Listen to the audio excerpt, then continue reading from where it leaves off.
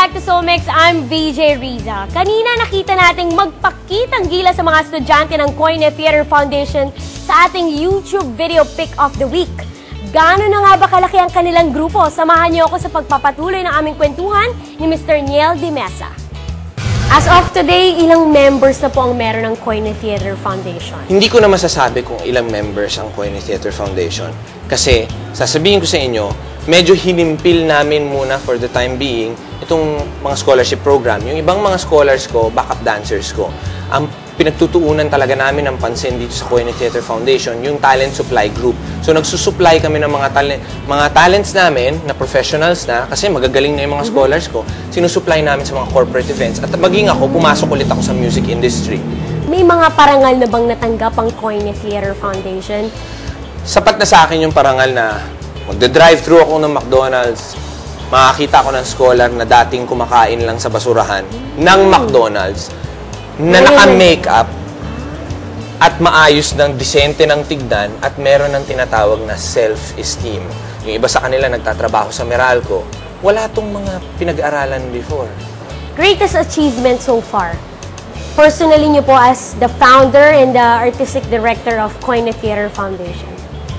Nangangako ako, ang greatest achievement ko ay balang araw makikita ko ang Pilipinas na seryoso na niyang tinitignan ng sining ng pagtatanghal at mas marami akong mga mahihirap na mapapaaral at mabibigyan ng trabaho sa showbiz at sisikat sila. Mula sa isang maliit na grupo, malayo na talaga ang narating ng Koine Theater Foundation. Kaya naman, ang sunod namin ipapakita sa inyo ay isang bahagi ng kanilang dula na mismong si Mr. Niel Di Mesa ang sumulat. Isa rin siyang Palangka award-winning play na entitled Subtext.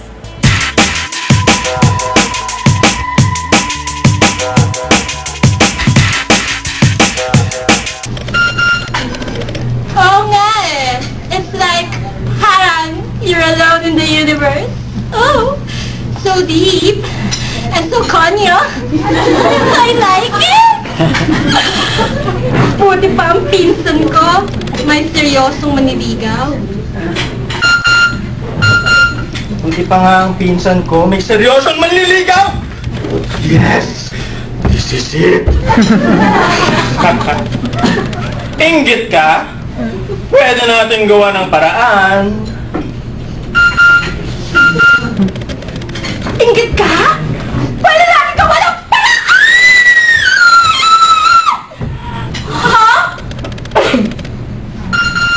This is the moment! Ha? Ha? Ang dance naman niya! Assuming ko naman! Siguro dapat itigil ko na to. Maybe I should speak this over. Wait, I'll wait for him to make the first move. Teka! Lagi na lang ako nauna. Sasawa na ako. Sabahan ako, palitan na siya sa akin. Toot toot! Toot toot! Toot toot!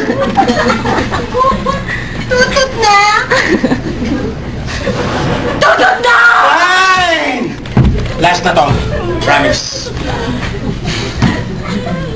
Good night! Sana kasing sweet ng dreams mo ang dreams ko. Sana kasing sweet ko ang dreams mo. Ha? Sana kasing sweet na... Ano ba talaga gusto mong sabihin? Ano gusto mong sabihin?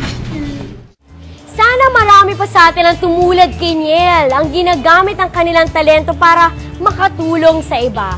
Kayo, paano niyo yan gagawin? I-share niyo naman sa amin. Ipadala niyo dito sa Soulmix. Type FDBK, space your name, space your messages, and send that to 2346. Abangan namin ang inyong mga sagot.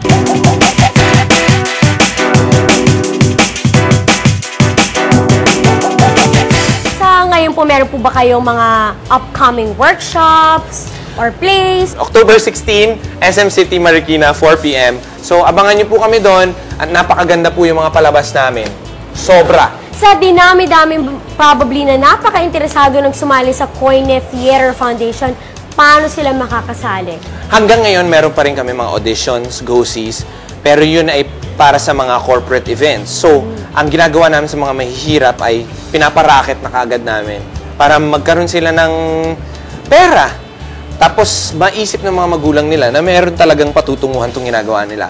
So, kung gusto ninyong magpa-go-see, kung halimbawa meron mga mahihirap na meron talagang kakayahan at pwede nang mapakinabangan at pwedeng mai-supply sa showbiz o sa mga corporate events. Entertainment. Entertainment. Tumawag na lang po kayo sa 433-7886. That's 433-7886 or sa 0917-972-6514. Any more messages para sa lahat ng mga nanonood sa atin, lalong-lalo na sa mga kabataan, mahirap man o mayaman? Hihikayatin ko kayo ngayon.